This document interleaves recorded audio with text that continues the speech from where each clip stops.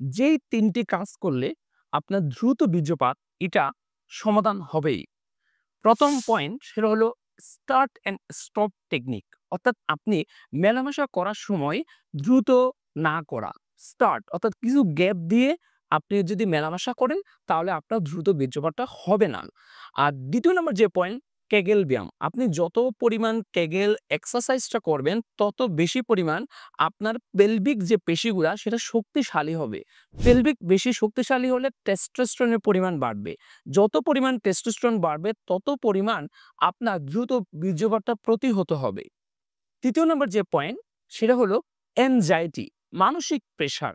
দ্রুত বীর্যপাতের ১ম ১ নম্বর কারণ বললে সেটা হচ্ছে মানসিক প্রেশার বা টেনশন।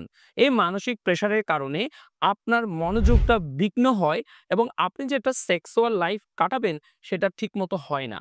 ফলে দ্রুত বীর্যপাত হয়ে যায় এবং ফ্যামিলিতে একটা অশান্তি চলে আসে। তাহলে আপনারা এই ৩ টা নিয়ম যদি রেগুলার মানতে পারেন তাহলে দ্রুত বীর্যপাতের হাত থেকে রক্ষা পাবেন।